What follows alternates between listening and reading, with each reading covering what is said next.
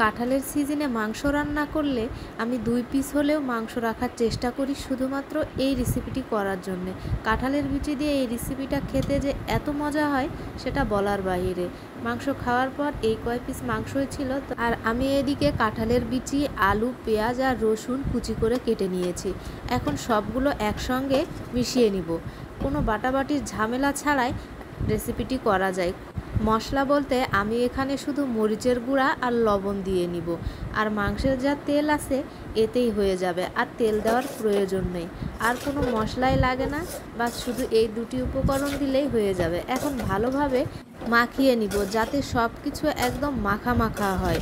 মাংসের ঝোলের সঙ্গে আলু আর কাঁঠাল বিচি ভালোভাবে মাখা হলে তবেই না খেতে স্বাদ হবে। এখন পরিমাণ মতো পানি দিয়ে ঢাকা দিয়ে দিব সেদ্ধ হওয়ার জন্যে।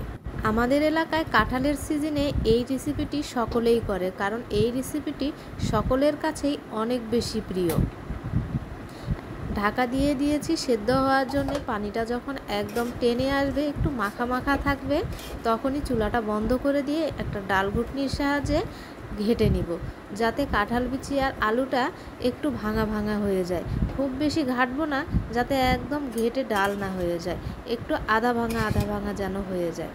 এখন ঢাকা দিয়ে ঢেকে নেব। ঝোলটা একটু যদিও বা বেশি আছে, ঠান্ডা হয়ে গেলে ঝোলটা একদম টেনে যাবে।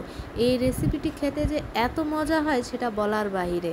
এই রেসিপিটি যদি থাকে অন্য কোনো কিছুর আর প্রয়োজন নেই, শুধুমাত্র এই রেসিপিটি থাকলেই 1 প্লেট ভাত চেটে মুছে খেয়ে নেওয়া যাবে।